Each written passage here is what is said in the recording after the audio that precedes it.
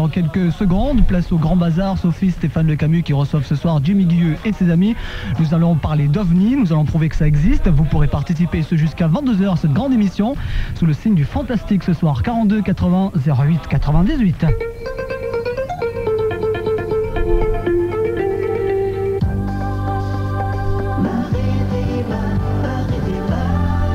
Bonne soirée à tous, c'est le tout pile 21h.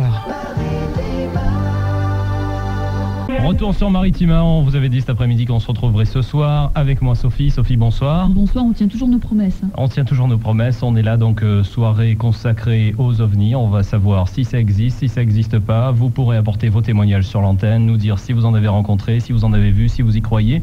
Avec nous, deux spécialistes en la matière, on va les présenter rapidement. Tout d'abord monsieur Jimmy Guilleux qui va se présenter lui-même. Bonsoir. Bonsoir à vous et à tous les amis qui nous écoutent. Moi je suis écrivain, je suis ufologue, c'est-à-dire j'étudie ces objets que l'on dit non identifiés, qui sont parfaitement identifiés, contrairement à ce que les canailles de la science essaient de nous faire croire. Et donc une expérience d'environ un demi-siècle sur ce sujet. Ok, nous avons également avec nous Jean-François Gilles. Jean-François Gilles qui se présente également. Oui, bonsoir. Bonsoir. J'étais scientifique et maintenant je suis ufologue, voilà. Et bon... C'est bien, c'est une présentation sobre. C'est un joli parcours. On va démarrer avec directement un premier appel. On va demander à Jimmy Guilleux de mettre le casque, voilà, pour entendre l'appel. Nadia, bonsoir. Allô, Nadia. Allô. Ça commence bien, bonne soirée. Donc Nadia qui peut-être eu un petit peu... C'est Diana, oui c'était Diana, bon c'est pas grave, c'est à l'envers. On va démarrer donc directement avec une question qu'on va vous poser directement à tous les deux. Vous répondez en même temps ou séparément. Qui d'entre vous les a vus? Qui? De vous deux. Non mais qui vu quoi? Qui a vu des êtres venant d'autres planètes? Alors, parmi les 30 espèces, les 30 espèces dont on sait qu'elles se baladent sur dans notre environnement, il y en a qui sont identiques aux humains. Alors il est possible que nous allions croiser dans la rue sans le savoir.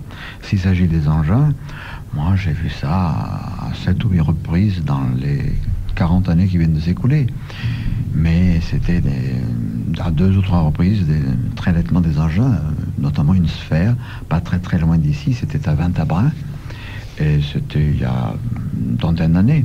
Vers 7 heures du soir, en juillet, je venais d'une exposition de peinture à l'auberge de la Commanderie, qui n'existe plus, et donc j'ai vu une sphère d'environ 30 cm de diamètre apparent, c'est-à-dire très gros. Elle devait, en fonction des collines, se trouver à 800 mètres. Elle était à 500-600 mètres d'altitude, à quelque chose près. Et de cette sphère partaient à la base de faisceaux de lumière courbe qui s'arrêtaient net. Et entre ces deux faisceaux, imaginez que l'on ait laissé tomber des journaux enflammés. C'était exactement ce que j'ai vu. Bon, j'en ai vu d'autres, etc., notamment en Belgique, en 89, où je suis allé enquêter. Je n'ai pas vu de gros triangle, mais un engin de forme comme une navette, voyez-vous, mais d'un vert fascinant qui était si rapide que nous n'avons pas eu le temps de déclencher ces télécaméscopes. Et comme il y a un préchauffage de 10 secondes, on n'a rien pu faire. Tout à l'heure, Jean-François Gilles a réagi quand on a posé la question, quand Stéphane a demandé est-ce que vous avez vu les êtres venus d'autres planètes? Il a tressailli au mot être. Alors comment peut-on les définir? J'ai pensé que c'était un lapsus de notre sympathique, comment vous dites encore man en français?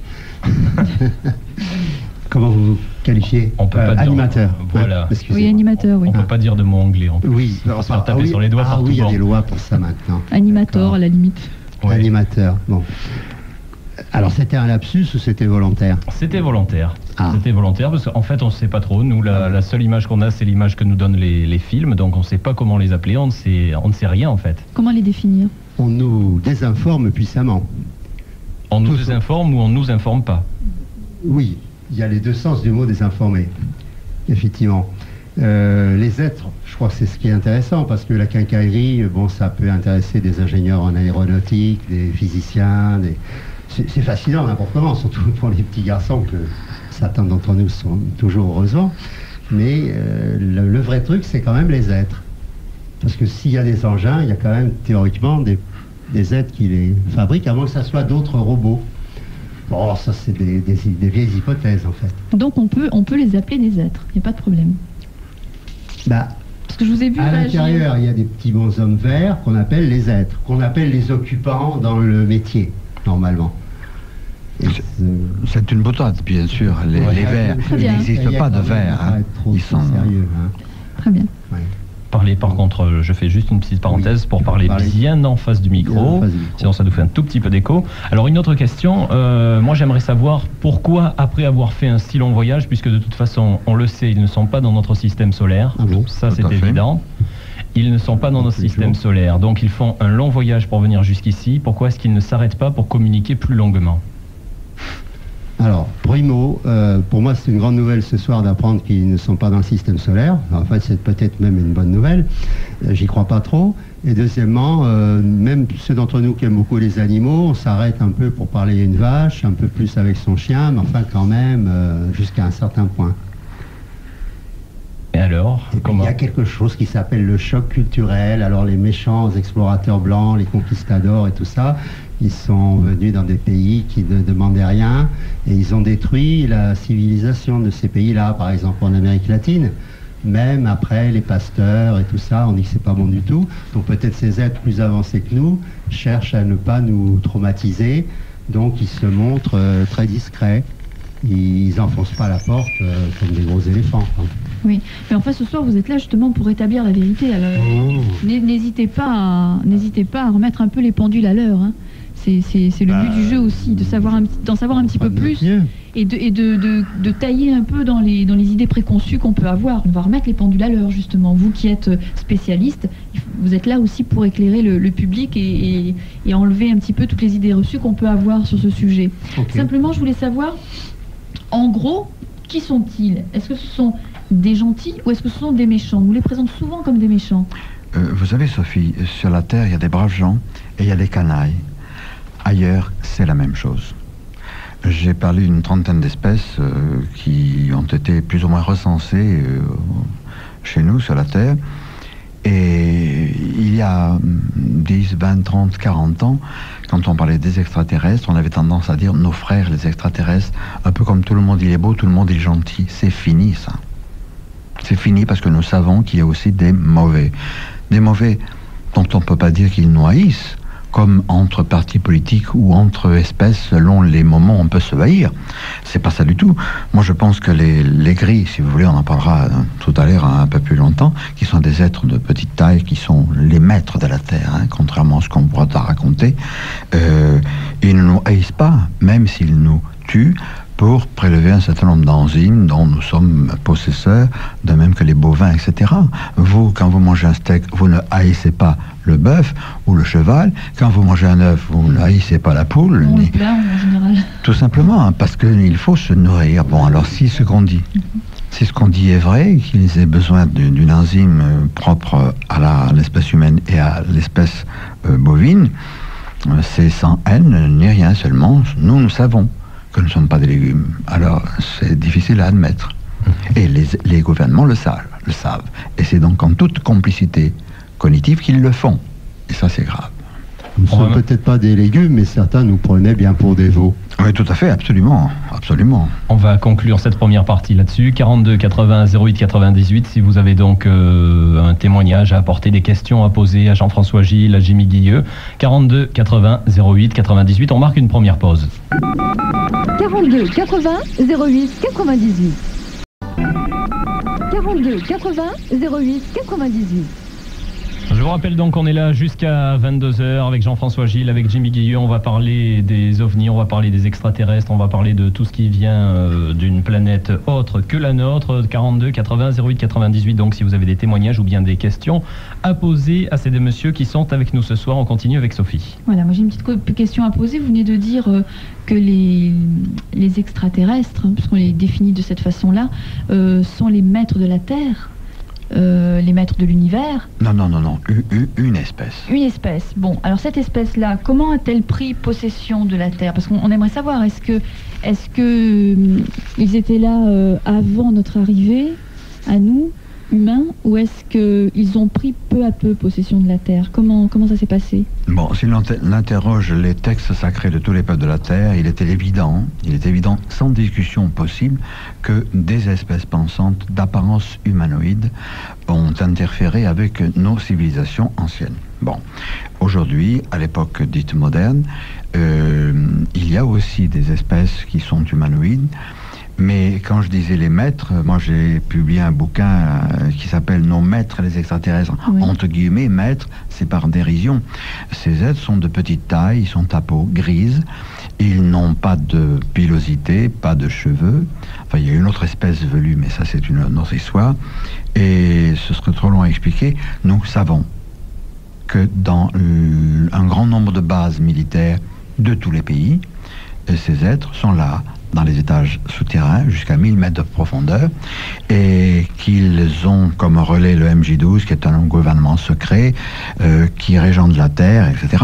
Alors dire ça calmement, comme je vous dirais, tiens, si j'avais eu le temps, ou j'avais des lunettes noires, j'aurais vu l'éclipse tout à l'heure, évidemment, ça peut hérisser, ça peut choquer certains amis qui nous écoutent, d'autant plus que ces amis-là ont été trompés pendant plus de 40 ans, par les autorités, quelles qu'elles soient.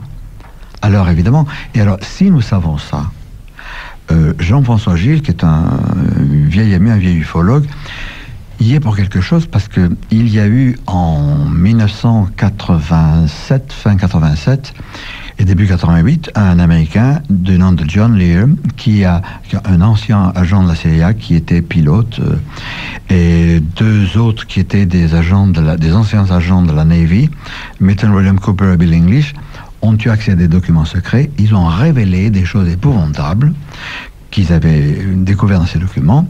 Ces documents étaient en anglais, évidemment. Et c'est à Jean-François Gilles, qui vivait à l'époque aux États-Unis, que l'on doit cette chance extraordinaire d'avoir pu avoir la traduction de ces documents. Il a envoyé ça en France à un certain nombre d'ufologues, et je suis le seul qui, après vérification, parce que j'ai fait des vérifications, en ait parlé, rendu public. Alors évidemment, un certain nombre d'autres ufologues ou prétendus tels me sont tombés dessus, etc. C'est bien, parce que ça les a permis de les faire se découvrir. Maintenant, on sait qui est qui et qui vaut quoi. On va marquer juste une toute petite pause. Je vais vous couper quelques secondes parce qu'on a un appel sur le standard. Bruno de Martigues. Allô, Bruno? Oui. Bonsoir, Bruno. Bonsoir. Bruno, un témoignage ou une question à poser? Une question à poser. Une question. Alors voilà, j'ai lu dans des bouquins que la Terre ce serait le berceau de l'humanité, et je voudrais savoir si l'avenir de l'homme il se trouverait dans l'espace, et si par là on ne serait pas les descendants d'extraterrestres. Donc Jimmy et Guillaume, vous avez entendu la question? Oui, tout à fait. Descendants d'extraterrestres, moi je pense que dans un très très lointain passé, une époque proto-historique lointaine, des êtres sont venus. J'ai parlé tout à l'heure des textes sacrés où on trouve trace de ces êtres partout dans le monde. Moi je pense qu'ils ont dû influer sur nos très très très lointains ancêtres et se croiser avec eux par assimilation artificielle ou bien par la méthode que nous utilisons aujourd'hui encore, et qu'il y a eu des sortes de métis qui a permis pour ces êtres de contrôler l'évolution. Voilà ce qu'on peut dire. L'avenir de l'homme est dans l'espace, c'était une question. Moi, je crois qu'on peut dire oui. Parce que si on continue à polluer notre planète comme on le fait, on sera bien...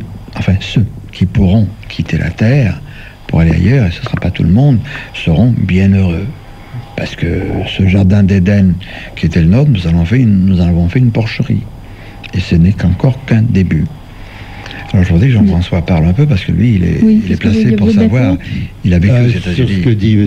Gueux, absolument. En particulier, sur le fait que nous avons déjà pollué la Terre, il n'y a pas de raison qu'on ne puisse pas polluer aussi la galaxie. Enfin, là, je suis un peu sarcastique. Mais peut-être que votre auditeur... est-ce qu'il est toujours en ligne? Oui, il est toujours en ligne. Toujours là. Bruno? Oui.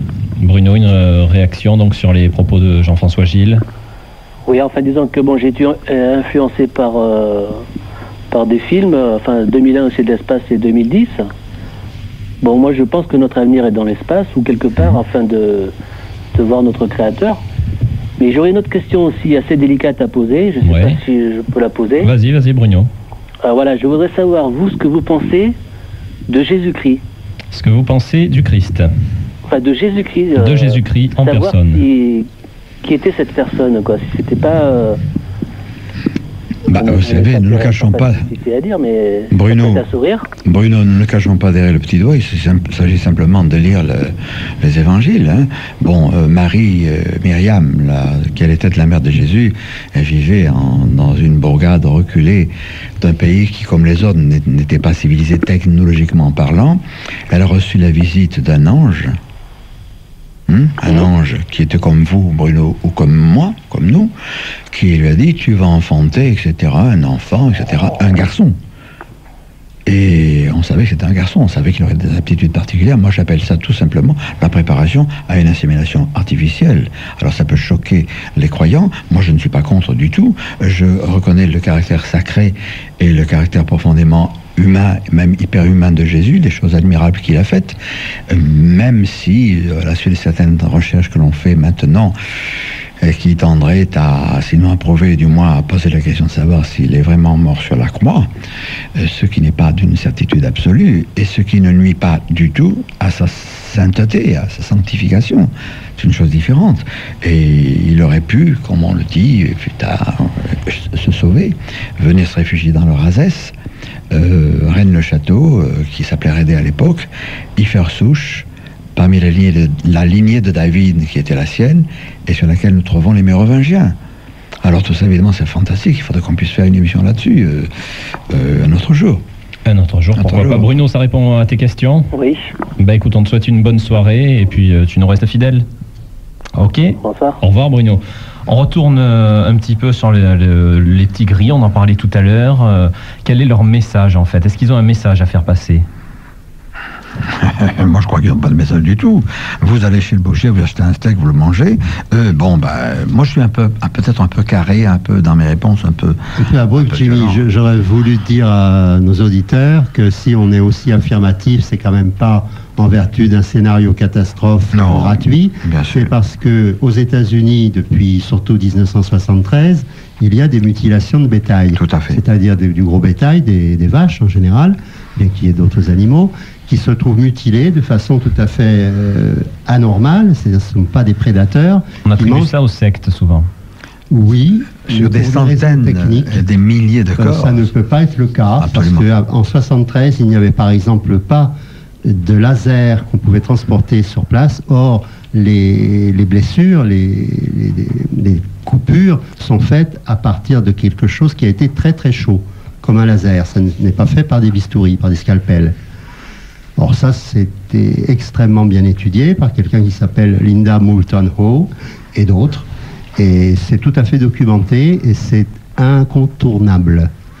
Et ça a beaucoup inquiété. Et c'est à la suite de ça qu'en 87, effectivement, John Lear, qui est un pilote de ligne, et effectivement agent de la CIA aussi, il s'en vante d'ailleurs, c'est pas une calomnie, c'est pas...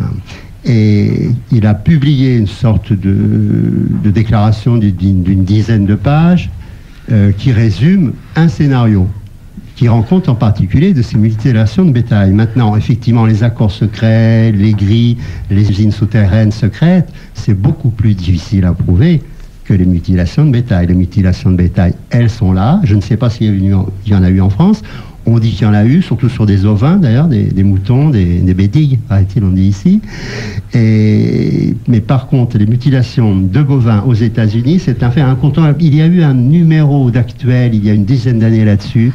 On en a peut-être parlé dans une autre revue. Et depuis, c'est le silence. Il y a un film qui s'appelle Étrange récolte.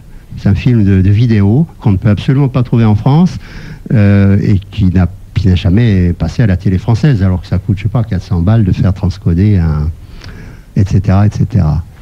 On va marquer une deuxième pause. Je vous rappelle le numéro, le 42 80 08 98, si vous avez donc des témoignages ou bien des questions à poser à nos invités. 42 80 08 98. 42 80 08 98. On retourne dans le Grand Bazar avec les micros qui se fatiguent un peu, qui ont décidé de se reposer. On a quelqu'un qui nous appelle. Pierre, bonsoir.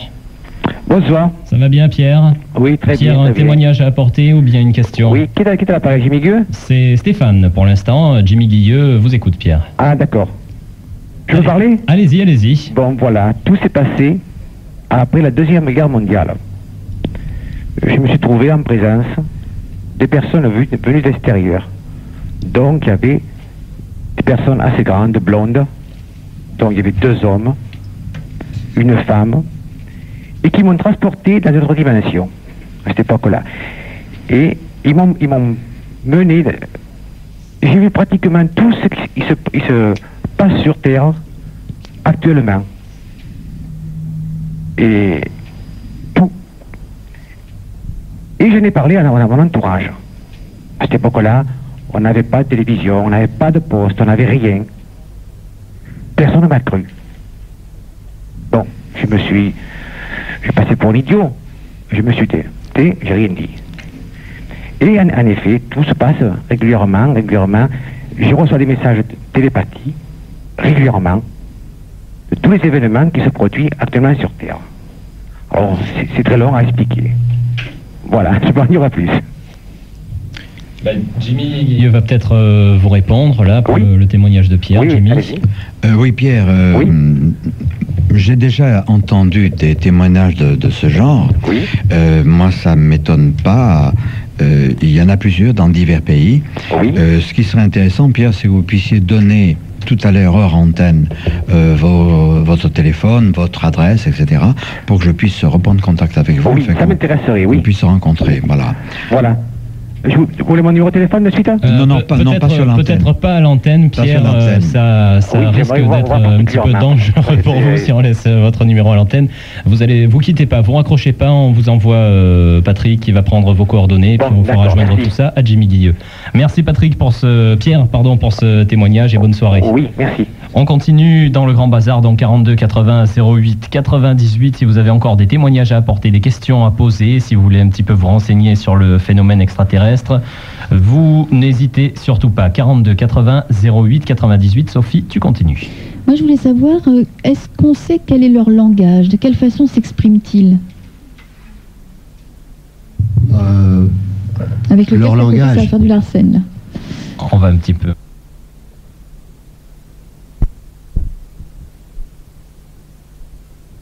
Pour entendre le langage des gens, il faut soit les rencontrer, soit les recevoir sur la radio, soit, comme disait monsieur, avoir des messages télépathiques. S'il y a des messages télépathiques, en général, ils parlent dans la langue, on a l'impression de recevoir quelque chose dans sa langue. Mais dans le cas où on les rencontre, dans le cas où il y a des messages autrement transmis que par télépathie, y a-t-il une langue? Quelle est leur façon de s'exprimer? Effectivement, dans la plupart des cas où il y a eu des rencontres de type 3 ou de type 4, c'est-à-dire des rencontres avec des occupants d'OVNI, ou des cas où on a emmené des gens volontairement ou non dans un OVNI où ils ont entendu ces êtres, soit ça se passe directement dans leur tête, c'est comme la télépathie, ça c'est le cas vraiment le plus fréquent. Dans de rares cas, les gens entendent des espèces de bruits d'abeilles ou des murmures extrêmement pas très plaisants des fois. Mais alors là, on entre dans le cadre des enlèvements, il faudrait un peu en parler, parce que c'est un phénomène qui, également depuis les années 70, depuis la fin des années 70, qui est extrêmement remarquable dans tous les pays du monde, à mon avis. Bon, la documentation, elle existe surtout sur les États-Unis. Et bon, je rappelle que tous les propos que vous tenez, je le rappelle pour les auditeurs, tout est vérifié évidemment. Hein. Vous êtes des gens très sérieux, vous êtes on peut dire des scientifiques d'une certaine façon, puisque vous êtes spécialisés dans ce... Les scientifiques ne nous reconnaissent pas comme tels. Hein, non mais ça fait rien, vous êtes quand même des gens très sérieux, dignes de confiance, très documentés. Donc il faut le rappeler quand même aux auditeurs. Hein. Quand on parle d'enlèvement... non, j'ai rien d'un plaisantin. Faut pas sourire. Personnellement, je manque plutôt d'humour, mais c'est vraiment pas pour faire des canulars à la place. Tout à fait. Tout ça. Tout à fait. Je rappelle que Jean-François Gilles a vécu longtemps aux États-Unis. J'y suis allé plusieurs fois. Aussi bien lui que moi avons rencontré des gens, recueilli des témoignages, etc. Je suis allé faire une vidéocassette en juillet dernier qui s'appelle OVNI USA, où des contactés, des jeunes femmes qui ont été enlevées par des extraterrestres témoignent. Et il y a également un document irréfutable, fabuleux, c'est un cadeau venu du ciel, entre guillemets, que nous avons ramené. C'est un film pris depuis la navette spatiale, envoyé donc à Houston, et là, une station de télévision, mais câblée, donc modeste, si vous voulez, a reçu la chose, et ils ont enregistré voilà, et on a eu ce document. Cela pour dire qu'on nous cache tellement de choses, et quand Jean-François parle d'enlèvement, il est bien évident qu'il rigole pas, et moi non plus je rigole pas. Il n'en existe pas des dizaines, pas des centaines, pas des milliers, des dizaines de milliers, sinon des millions d'enlèvements. Alors, juste un mot, parce qu'il y aurait beaucoup à dire aussi sur ce sujet-là. Sur les enlèvements, justement, est-ce que ça se passe comme on l'imagine en général on se fait carrément enlever, comme ça se passe chez les humains, ou est-ce qu'il y a d'autres... Bon, je voudrais répondre. Bon, d'abord, au sujet de nos modestes personnes, il faut rappeler que Jimmy Gueux, quand même, a été parmi les premiers écrivains du monde à écrire des livres documentaires sur les ovnis, pas des livres de fiction. Hein, Jimmy, c'était 1953. 54 et 56, oui. Les soucoupes volantes viennent d'un autre monde et Blackout sur les soucoupes volantes. Personnellement, moi, j'étais un adolescent à l'époque et ça m'a beaucoup impressionné. Et donc, je suis un petit peu plus jeune que Jimmy, mais j'ai consacré une partie de ma vie, près de 25 ans maintenant, au problème. Donc, il ne s'agit pas du tout même d'un hobby, il s'agit d'un engagement profond. Il s'agit de quelque chose qui m'a paru tellement important que j'ai renoncé, disons, sans trop de regrets, à une carrière scientifique pour m'occuper de ça. Bon, pour revenir sur les enlèvements, qui paraît un problème bien plus généralisé encore que les mutilations de bétail, Sophie disait, comment ça se passe? Ça se passe pas comme un enlèvement par la mafia. En général, ça se passe quand même beaucoup mieux. Ils vous braquent pas avec des sulfateuses et des mitraillettes, mais on est dans son lit et on fait un rêve et puis on se retrouve à bord d'un ovni. Dans d'autres cas, on est en voiture, on voit un ovni de loin ou simplement une lumière, et quand on arrive chez soi, on ne se rappelle pas de grand-chose, sauf qu'il manque 2 heures, 3 heures, 4 heures dans l'emploi du temps. C'est-à-dire qu'on a une sorte de perte de conscience? Une perte dans l'emploi du temps, c'est comme ça historiquement, les époux Hill, c'était des gens qui habitaient les États-Unis en 1961, un couple mixte d'ailleurs, un noir et une blanche. Betty est toujours vivante, Barney est décédé malheureusement maintenant depuis de nombreuses années, et à la fin des années 60, leur témoignage a été connu parce qu'ils se sont soumis volontairement l'un et l'autre à l'hypnose auprès d'un médecin ayant tout à fait ses diplômes de médecine qui s'appelait le Dr Simon. Et on connaît très bien le cas. Depuis la fin des années 70, on sait qu'il y a beaucoup de cas, mais un nombre vraiment phénoménal de cas au point qu'on pense qu'un grand nombre, une proportion non négligeable de la population des États-Unis, par exemple, puisque là-dessus on a fait beaucoup d'enquêtes, a été enlevé. Alors soit on est enlevé dans son corps physique, c'est exactement comme un enlèvement mafieux ou autre, enfin les mitraillettes mises à part, ils ont des rayons, enfin on est paralysé, et bien même si on refuse, on est quand même entraîné. Il y a quand même des cas où les gens ont refusé et on ne les a pas pris. Et ça, c'est l'histoire de navigateurs solitaires. Tout à fait. On a plusieurs cas comme ça. Tout à fait. Est-ce que ça a tourné mal certaines fois? Si ça a vraiment tourné mal, les gens ne sont plus là pour le dire. C'est-à-dire en particulier sur les affaires. Est-ce qu'il y a eu des disparitions? Vraisemblablement. Bien sûr. Là, les policiers qui nous écoutent, et c'est pas un mot insultant dans ma bouche, en particulier les renseignements généraux, etc., savent tout à fait qu'il y a un certain nombre de disparitions qui ne sont jamais expliquées, ni par la prostitution, ni par les accidents, ni par les malhonnêtetés. Des jeunes femmes qui ont échappé ou qui ont été remises en circulation, qu'on a enlevé une seconde fois 3 mois après pour le prélèvement du fœtus, etc., et qui ont pu, comme le disait Jean-François sous hypnose, parler, on décrit le lieu. Alors le lieu, est-ce que c'était dans une base souterraine? Est-ce que c'était à bord d'un vaisseau? On ne sait pas. Elles ont un peu l'impression que c'était dans un vaisseau. Bon, on décrit des incubateurs, on décrit des cuves dans lesquelles flottent des membres humains. On a vu des amoncellements de membres dans un coin. Est-ce que c'était réel? Est-ce que c'était des images holographiques? Enfin, de toute façon, elles ont été traumatisées, ces jeunes femmes. J'en ai interrogé aux États-Unis et c'est rien comparé à ce qu'il faudra encore interroger. Je voudrais signaler à nos amis qui nous écoutent et qui pourraient penser que on fait de la science-fiction.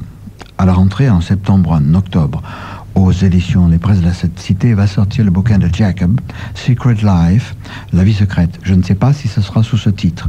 Bien que c'est moi qui dirige la collection, j'ai lu le bouquin, je l'ai recommandé, il va sortir.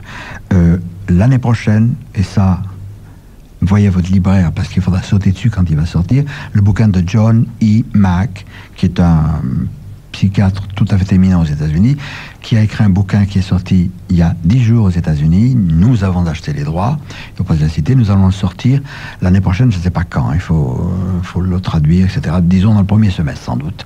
Ça s'appelle, en anglais, abduction, enlèvement. Hein?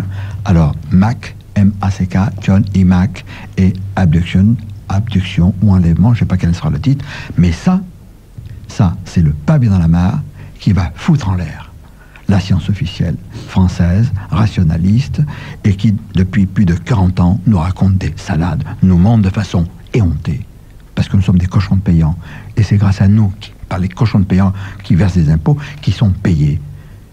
Et je crois que 40 et quelques années de censure, avec la complicité des gouvernements, quel qu'il soit, là je parle pas politique, là il s'agit pas de dire Monsieur Dupont est un salaud, Monsieur Tartampion, pas du tout, c'est pas ça. Les chefs d'État sont complices. Je dis pas qu'ils sont complices comme des voleurs qui vont voler une banque en particulier. Je crois qu'ils sont complices, contraints et forcés, du moins une bonne partie d'entre eux. Et ça, je crois que ça suffit. Je crois que nous entamons la dernière ligne droite et que la vérité va exploser. Et comme les Français, comme les Européens, les terriens en général, ont été trompés de façon odieuse depuis plus de 40 ans. On leur a raconté les salades. Des hommes de science se sont mouillés pour leur faire croire que ce sont des fantasmes, des hallucinations. Tout ça, on va leur demander de le régler. Et ça va saigner. Et je voudrais simplement dire que notre ami Aimé Michel, qui était un des pionniers de l'ufologie en France, c'est-à-dire l'archer des ovnis, qui est mort l'année dernière en octobre, a dit une chose très vraie. Il a dit il y a 25 ou 30 ans, quand les terriens sauront ce qu'il y a derrière le phénomène ovni, on disait soucoupe volante à l'époque, ce sera chez eux comme un Hiroshima psychique. Et alors, attention les yeux. On va marquer une pause, on reviendra dans quelques instants sur les rapports justement entre les ufologues, c'est bien comme ça qu'on dit, oui, tout à fait. Je confirme, donc voilà, les ufologues et les différents gouvernements, également le pouvoir militaire. On revient sur ça dans quelques petites minutes, on marque une pause, 42 80 08 98, vous vous réveillez un petit peu, vous êtes un petit peu endormi là. 42 80 08 98. 42 80 08 98. Le numéro du standard, donc, pour poser des questions ou bien apporter des témoignages. Apparemment, ça doit être un témoignage. Maurice, bonsoir. Bonsoir. Bonsoir, c'est donc pour un témoignage. Oui. Eh bien, Maurice... voilà, je vous explique. Donc, ce n'est pas quelque chose d'extraordinaire. Enfin, disons que ça m'a assez surpris à l'époque. Mais voilà, c'est une quinzaine d'années. Je venais d'une séance de cinéma à Marseille et je me dirigeais vers Cassis. Hein. Alors, c'était donc aux alentours de minuit, 0 heure. Et voilà, au niveau du camp de Carpiagne, j'ai aperçu du coin de l'œil une lumière, enfin une lueur, comme quand on voit passer ce qu'on appelle l'étoile filante, qui est en fait une météorite, n'est-ce pas?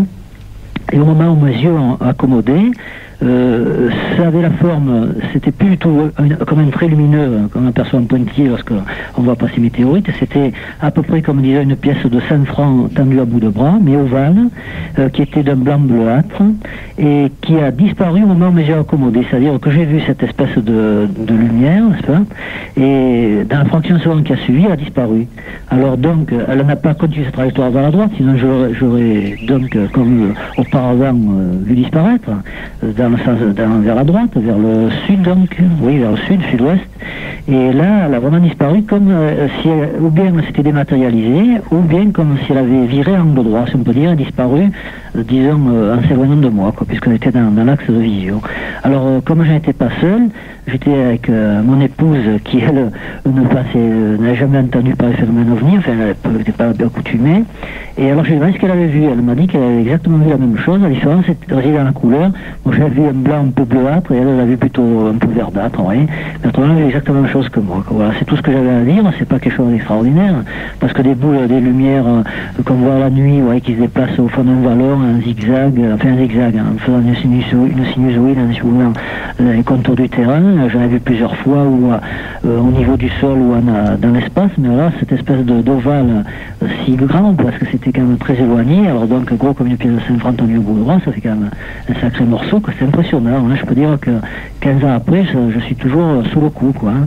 Parce que depuis, c'est la dernière fois que j'ai été témoin d'un phénomène ovni, enfin de lumière tout au moins, parce que j'ai jamais vu d'appareil en plein jour, hein, simplement disons une lueur, et donc depuis 15 ans, je n'ai plus jamais rien eu. D'ailleurs, à l'époque, j'étais abonné à la revue Lumière dans la nuit, et j'avais dit qu'à nouveau, une chape de plomb s'était abattue sur le phénomène ovni, que lorsque les témoins avaient vu quelque chose signalé à la gendarmerie, lorsque un enquêteur se déplaçait parce qu'il a entendu parler dans telle région, il y avait eu un témoignage, les gendarmes disaient « Ah ben non, on n'est pas au courant », alors qu'il y avait une déclaration. Ah, mais ça se remonte donc à une quinzaine d'années, oui, 15-18 ans environ. Voilà.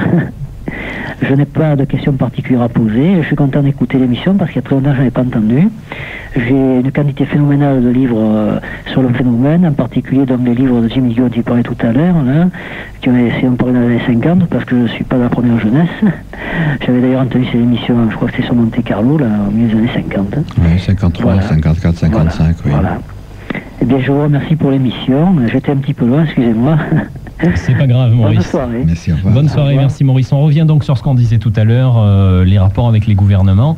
Vous avez écrit une lettre au président de la République, à Monsieur Mitterrand. Alors, comment vous est venue l'idée d'écrire cette lettre et si vous pouvez un petit peu nous rappeler le contenu de cette lettre? Bon, je n'ai pas le texte, c'est pas moi en réalité qui ai écrit au président Mitterrand. Je suis conseiller technique d'un organisme auquel appartient Jean-François Gilles qui s'appelle l'UECDDS. C'est un sigle barbare qui veut dire Union européenne de chercheurs pour le droit de savoir. Parce que là, basta, il y en a marre, on est adulte, on a le droit de savoir. Et nous allons faire en sorte que nous sachions, ou que vous sachiez. Donc une lettre a été composée en disant au président Mitterrand, elle a été édulcorée. Moi j'employais le terme un peu plus net, hein. Je lui disais, ne nous envoyez pas auprès du CEPRA pour avoir des renseignements, nous parlons entre personnes sérieuses et nous ne voulons pas avoir affaire à ces comiques. Le CEPRA c'est un organisme officiel que nous payons nous de nos deniers, qui est sous le contrôle du CNES, Centre National d'Études Spatiales à Toulouse, sous le contrôle également de Hubert Curien, qui a été notre ministre de la Recherche, qui contrôle tous nos domaines techniques de l'astronautique, etc. Enfin l'astronautique, physionautique en France, et qui est membre de la Trilatérale, qui est un organisme secret, qui fait partie de certaines mafias planétaires. Enfin, on n'a pas le temps d'en parler. Si nous faisons un jour une longue émission, on en parlera en large et en travers, et vous en entendrez des vertes et des pas mûres. Et si c'est pas moi qui fais ça, d'autres le feront. Je crois que il ne faut rien attendre, mais alors rien attendre des organismes d'enquête, qu'il s'agisse des organismes d'enquête en France. Avant il y avait le GEPAN, maintenant il y a le CEPRA. Ce sont tous les mêmes individus qui continuent de raconter les salades. Ce sont des morceaux de fusées soviétiques qui tombent sur la Terre, etc. Avant ils ne tombaient pas, non, maintenant elles tombent. Alors on prend ça pour des ovnis. C'est nous qu'on prend pour des imbéciles, voyez-vous. On peut le dire. On peut dire pour des cons, c'est ça, voilà. Alors ça, on n'en veut plus. Alors nous allons nous battre. Moi on me pose des questions, conseiller technique je le suis, je le revendique, j'en suis bien content, parce que je ne laisserai rien passer. Hein. Moi on ne me laissera rien passer, parce que nous sommes en guerre. Hein. Nous ne l'aurons pas, nous sommes véritablement en guerre. Mais c'est une guerre occulte, qui se passe pas avec des pétards, ni avec des mitraillettes, comme le disait tout à l'heure Jean-François. Ça se passe de façon plus sournoise, mais un jour, il faudrait bien que ces comptes soient réglés. Parce que c'est l'espèce humaine qu'on prend pour des imbéciles. C'est l'espèce humaine qui va payer, c'est pas les grands. Est-ce que vous avez une idée du moment où ça va se passer? Moi j'ai dit tout à l'heure, peut-être un peu vivement, que nous entrons dans la dernière ligne droite. Si on n'est pas encore dans la ligne droite, on est dans le virage qui nous amène à cette ligne droite. Moi je pense que le secret dure depuis 1947. Ça ne va pas encore durer autant. Hein. Je crois que c'est une question d'années. Je voudrais signaler aux amis qui nous écoutent, et c'est la seule région de France où cette chose-là aurait été dite, et dite publiquement, la semaine dernière à Paris, a eu lieu une réunion, sous couvert de prétextes anodins, qui a couvert les plus grandes autorités en matière de renseignement, en matière de GQG, de Grand Quartier Général, etc., etc., etc. Et le thème officiel était anodin, voyez-vous. Il était question de l'Europe, et en réalité, c'était pour provoquer des rencontres au plus haut niveau. Et je vous garantis qu'il y a des gens qui se rongeaient les ongles, hein, parce qu'ils voulaient savoir. Le véritable fond de cette réunion était de savoir si l'avance technologique américaine dans les armements venait de leurs savants ou bien d'un transfert de technologie extraterrestre. Et moi, je crois que c'est de là que ça venait. Et je pense que Jean-François peut nous en parler, puisque c'est lui qui a traduit le fameux document de John Lear. Oui, j'ai traduit, mais il y a beaucoup de gens qui savent traduire l'anglais. Le problème n'est pas là. Le problème, c'est qu'on a essayé de faire de ce document quelque chose de délirant, alors que ça ne l'est pas du tout. J'ai cité tout à l'heure les mutilations de bétail. Il y a aussi le problème des enlèvements. Et il y a une chose que tout le monde peut vérifier. Il y a une grande puissance qui s'appelait l'URSS, qui a disparu il y a 3-4 ans, hein, je crois. Alors, au fait de leur puissance militaire, d'ailleurs. Puis maintenant, tout le monde se réconcilie, l'Afrique du Sud, tout ça, ça va bien. Enfin, on n'est pas là pour parler politique, mais enfin, c'est quand même des choses... Tout le monde s'aime. Alors, Jimmy dit là que M. Gueux dit tout le monde va se battre, alors que ce qu'on nous présente dans les radios les plus communes, peut-être pas Radio Maritima, c'est que tout le monde va s'aimer maintenant. Vous avez l'impression, en regardant les infos, que tout le monde s'aime? Oh, il n'y a plus que des gens vraiment retardataires, des dinosaures. Il y a quand même pas mal d'endroits sur la planète où c'est à feu et à sang, quand même. Oui, mais Sophie, vous comprenez, très limité. On nous parle de paix, de l'union des êtres, mais alors, ces stocks d'armes qui s'empilent, car on continue de les fabriquer, les armes. Je ne parle pas nécessairement des hyperbombardiers, des chars d'assaut colossaux, des porte-avions gigantesques, je parle de l'armement courant. Ces stocks de AK-47, de Kalachnikov, etc., tout ça, qu'on fabrique par centaines de milliers, il va bien falloir les vendre. C'est pas vous, c'est pas moi qui allons en acheter. Donc qui? Eh bien, on va entretenir des foyers. C'est pourquoi il y a cette monstruosité de l'ex-Yougoslavie. Mais demain, ça peut péter ailleurs. Il va falloir créer des conflits comme ça pour recueillir les armes, parce que ça fait marcher les affaires. On va vous couper 5 petites secondes, messieurs, puisqu'on a un appel. Fabrice, bonsoir. Bonsoir. Fabrice qui nous appelle de Marseille. Oui, c'est ça. Et qui a donc une question, un témoignage à apporter. J'aurais 2 questions à poser. 2 questions. Voilà, la première question, c'est que je voulais savoir pourquoi, dès qu'il y a des phénomènes que l'on n'est pas capable d'expliquer, par exemple la disparition de personnes ou le massacre d'animaux, pourquoi on rapporte ces phénomènes à la religion ou à l'existence d'extraterrestres? Mais on n'a pas parlé de religion, Fabrice. Oui, mais c'est ce qui se passe en général, quoi. Ah ben non, nous disons carrément que ça provient d'une espèce, disons, inamicale qui est là, dans notre sous-sol. J'ai cité quelques bouquins, il y en a un qu'il faut impérativement lire, et il est signé de Timothy Good. E.T. Connexion. Les extraterrestres sont parmi nous, aux éditions Les Presses de la Cité. Ça c'est dingue, vous verrez, c'est un Anglais qui est moins virulent que moi, mais qui en dit à peu près autant, notamment sur la fameuse base de Porto Rico, où il s'en passe également de belles, là aussi, où les engins sortent de la mer, replongent, etc., des gens qui sont censurés, menacés, etc. J'ai interrogé à Richmond, en Virginie, un représentant de Porto Rico. Je vous garantis que c'est pas joyeux, hein. Et ça peut être plus difficile de faire en France, mais il y a également des menaces pour nous censurer. Alors, quand on dit on n'a pas d'expliquer, on l'explique très bien. Et le drame, c'est d'avoir laissé les autorités créer le terme OVNI, objet volant non identifié, parce qu'on nous raconte des salades, s'ils sont bien identifiés. Ce sont des vaisseaux qui viennent d'ailleurs. Alors, quand on ne peut pas... Oui, mais il n'y a aucune preuve. Mais si, il y a des preuves. Est-ce qu'on a la preuve de votre existence, cher ami? Vous êtes peut-être un enregistrement? Ah oui, c'est possible. Peut-être un enregistrement. Je viens peut-être de là-haut. Oui. Je suis peut-être un petit gris aussi. Vous savez, quand on perd son temps à chercher les preuves, on se perd soi-même. Parce qu'on ne peut pas prouver qu'on n'est pas seul à exister au monde. Ça s'appelle le solipsisme. Oui, mais pourquoi vous vous entêtez à vouloir donner des explications d'extraterrestres? Eh bien, sur la disparition de personnes, par exemple. Pourquoi ce ne serait pas des hommes qui enlèveraient d'autres personnes? Oui, des hommes qui se sont fait rapetisser à 1,20 m. Vous les avez vus? Oh, écoutez. Avez-vous vu l'Australie, cher ami? Oui. Vous avez vu l'Australie, vous Oui. avez tout vu. Vous avez vu les électrons qui passent par les fentes de Young aussi? Non, pas du Vous tout. voyez les ondes radio? Pardon? Vous voyez les ondes radio? Non.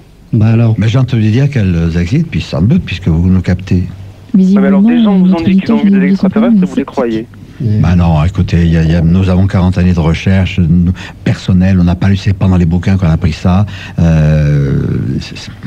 est-ce que vous ne pensez pas que si vous aviez des preuves matérielles à montrer au public, vous seriez plus crédible? Vous croyez que je serais venu à ce sympathique studio de Maritima avec un bout de petit cœur dans la poche ou un machin comme ça? Il aurait fallu un commando armé, parce qu'à ce moment-là, Radio Maritima serait devenu un foyer de révolte. Et on n'aurait pas hésité à tirer, non pas avec des pétards, mais pour détruire le lieu. Ne vous l'aurez pas. Ça n'est là quand je dis que nous sommes en guerre. Je le dis parce que nous le savons. Ah donc, mais on tourne en rond là en fait.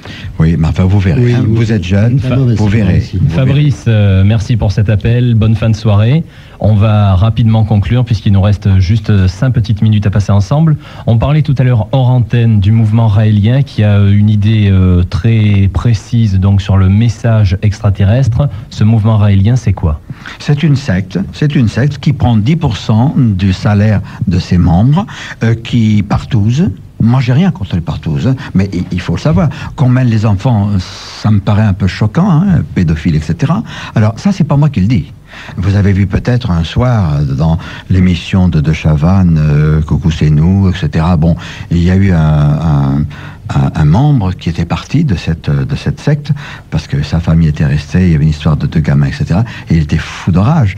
Il voulait sauter sur elle, on en a empêché, etc. Alors, on l'a noirci, on a dit qu'il avait fait des choses, des machins, etc. Bon, mais c'est bien connu, c'est bien connu. Moi, je pourrais en parler longtemps parce que j'ai connu Raël. Je lui ai dit, peu de temps après sa rencontre, qui est peut-être vraie, au Puy de la Vache, dans le Massif central, ou dans le Puy de Dôme plutôt, je lui ai dit, tu n'es pas le premier contacté, tu n'es pas non plus le dernier, mais attention, j'attire ton attention sur le fait qu'il est facile de verser dans le militantisme, n'est-ce pas? Tu risques de te prendre un jour pour Jésus-Christ. Il se prend pas pour Jésus-Christ, il se prend pour lui-même, avec son swastika, sa croix gammée dans le sceau de David, ce qui est quand même un mariage un peu contre nature. Et voilà ce que j'en pense. Et je ne suis pas le seul. Si j'étais le seul, ce serait grave. Mais tôt ou tard, ce que je viens de dire là sera abondamment prouvé. Il y a eu déjà des problèmes avec les enfants de Dieu, etc. J'ai sorti un coup de pied dans le bas du dos une adorable créature devant Monoprix à Aix-en-Provence il y a une vingtaine d'années qui, avec une petite fille, collectait, etc. Je l'ai prise par le bras parce qu'il y avait un commissariat de police, etc. Elle m'a dit, mais oui, toi tu connais la secte, on t'aura. Je lui dis, mais écoute, qu'ils viennent, mais avec des biscuits. Je les attends encore. Sophie, pour conclure peut-être? Oh non, ben c'est difficile de conclure parce qu'on a encore plein de choses à écouter et plein de choses à dire. Moi, j'ai encore beaucoup de questions, mais je vois que vous avez quelque chose à rajouter, monsieur Guillaume. Sophie, une seule question, c'est moi qui vais la poser. C'est pas moi en réalité qui la pose, c'est Nietzsche. Nietzsche qui disait, quelle dose de vérité supportez-vous? Peut-être la conclusion donc à cette soirée. Il faudra donc se fixer un autre rendez-vous, certainement à la rentrée, pour en parler un petit peu plus, parce qu'on a encore beaucoup de questions, beaucoup de sujets à traiter sur ce phénomène. Donc rendez-vous certainement à la rentrée pour un nouveau grand bazar, peut-être une nouvelle formule. Vous verrez ça à la rentrée, ça on en parlera un petit peu plus tard. C'est quoi donc les nouvelles formules? C'est quoi donc? On verra ça plus tard. Merci Jean-François Gilles, merci également à Jimmy Guilleux d'être resté avec nous ce soir pendant une petite heure. On va conclure juste un petit morceau de musique et puis juste après Maritima Live avec Patrick Monroe.